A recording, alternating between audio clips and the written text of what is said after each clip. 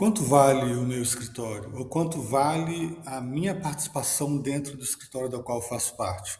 Se a gente quiser retirar um sócio, quanto que ele deveria levar desse valor? Ou se um sócio vai entrar, quanto ele deveria contribuir para compor a sociedade, né? Quanto que ele tem que investir? O mercado chama isso de valuation, é um nome gringo, mas é muito interessante que ele calcula de uma forma baseada na metodologia, obviamente, quanto vale o escritório. E se alguém quiser entrar, se alguém quiser sair, ou se eu quiser fazer a venda, né, do escritório, eu tenho que saber exatamente quanto que é isso, de uma forma, é claro, muito bem estruturada e convincente. Nós criamos uma ferramenta que automatiza isso. A gente vê várias ferramentas que estão aí disponíveis pela internet, no mercado, mas elas são muito focadas em outros tipos de negócio. Para escritório de advocacia, é muito difícil a gente achar uma ferramenta de valuation e nós gostaríamos de apresentar para vocês essa, que serve para, enfim, ou por curiosidade, para você saber quanto vale o seu escritório, levado em consideração assim uma série de questões, o conhecimento jurídico da banca, quantos processos tem, é claro, né, o faturamento, coisas desse tipo, mas eu convido vocês a darem uma olhadinha e conhecerem a ferramenta. Vocês vão Tem uma coisa gostar. importante que é quando um sócio quer sair de um escritório, quando alguém quer entrar no escritório como sócio, uma das coisas que o mercado sempre propõe é fazer o valuation. O valuation é algo vital, né, para a gente conseguir, de alguma forma, estabelecer um processo de contribuição. Se você vai sair, quanto você vai levar, se você vai entrar, quanto você vai pagar e contribuir dentro de um processo de minimamente estruturado para saber o valor que vai estar dentro dessas transações, né?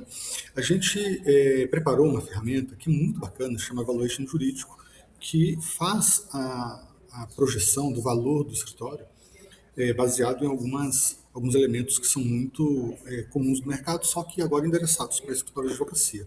Então basta clicar em iniciar a avaliação e aqui entra com o nome do escritório.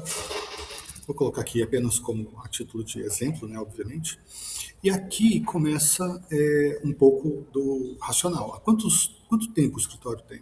Então, é um escritório que já é consolidado, estabelecido, então 26 anos, por exemplo. Tem 3 sócios, tem 9 advogados, 3 administrativos. Quantos sócios tem mais de 15 anos de OAB, ou seja, sócios sêniores? Então, como a gente colocou 3, ele vai ter no máximo 3. Vou colocar aqui 2 dos 3 tem. É um escritório boutique, então ele já tem um múltiplo dentro dos valores, né? Premium. Eu chamo de premium escritórios que têm um posicionamento diferenciado no mercado. Isso é uma metodologia, né? Seu negócio tem alguma diferenciação? Receita de partido e recorrente, eles somam 50% aqui, então você pode falar, olha, minha receita recorrente é em torno de 30%, perdão, de contratos é 30%, e a recorrente é em torno de 35%. Então 70% compõe isso. O restante é o quê? É sucumbência, é honorários por demanda, ele vem sempre com essa opção aqui para somar 100%. Então, o índice de previsibilidade da receita ele já calcula automaticamente. Depois, qual é o ticket médio, né, para a receita recorrente? Ou seja, para esse pessoal aqui que representa 35%, perdão, 35%, qual é o percentual, o valor médio aqui da receita? E a quantidade de clientes ativos? 20 clientes ativos. Qual é a concentração nos top 5? Né? Ou seja, se eu tenho 20 clientes, 5, né, top 5 clientes desses 20, e quanto é a concentração da receita? Falar é em torno de 50%, por exemplo. Qual o tempo médio de relacionamento com os clientes? Todos os clientes, a gente pode adotar, 4 anos, e o que torna o seu escritório único, ou seja, você tem ativos intelectuais, jurisprudências consolidadas, eu vou colocar aqui publicações acadêmicas e doutrina e autoridade. Ativos estratégicos operacionais, vou colocar aqui que tem metodologia de jurimetria, tem legal design, tem workflow, as outras coisas que eu não vou colocar. Base de conhecimento, eu tenho mais de 100 templates precedentes lá para o pessoal usar.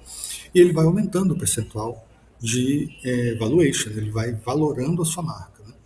Eu faço pesquisa com clientes, eu tenho baixa concentração, e por aí vai. Diferenciais do setor.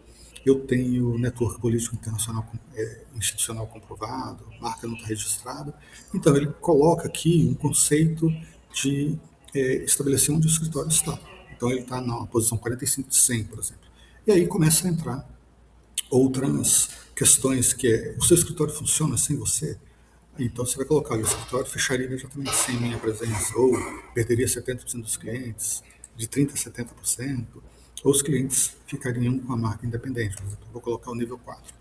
Processo documentado, você tem processos documentados para tudo, então isso aumenta o valuation do seu escritório. Estrutura de governança, tem um acordo de sócios, tem um board lá, não tem, um escritório relativamente pequeno, tem orçamento comprovado e aprovado, sim. E aqui começa, então vamos supor, meu escritório fatura 1.800.000 por ano.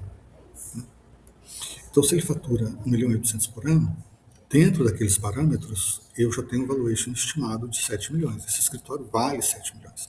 Mas eu tenho outras saídas, né, de caixa.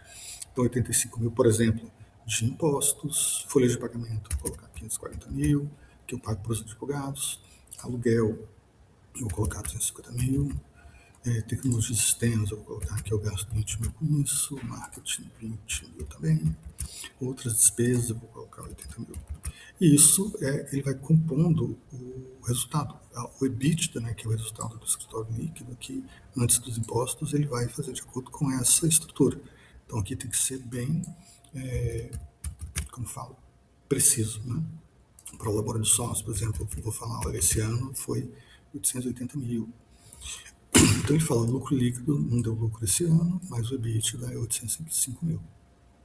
Porque a gente participou muito aqui. Vou colocar 780 mil, por exemplo. E aqui, para o próximo, ele pergunta, olha, qual é o contexto? O momento do escritório está em crescimento saudável, está em estabilidade ou está em desaceleração? Vou colocar aqui, não está crescendo. Investimento em tecnologia, vou colocar que a gente não investiu em tecnologia. Tem muitos riscos aqui. Então ele vai compondo aqui o EBITDA, tá? O valuation, perdão. E depois, qual é o motivo? Porque vai sair um dos sócios, por exemplo. Aqui tem várias opções, apenas curiosidade, preparação para fusão, captação de investimento, nesse caso é saída de sócios. E eu vejo o resultado final.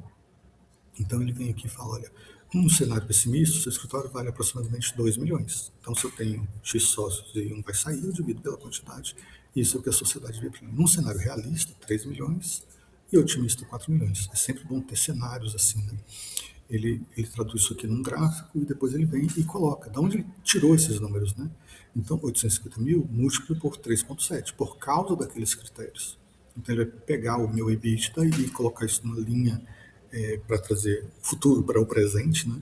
E vai estimar em 2.900.000.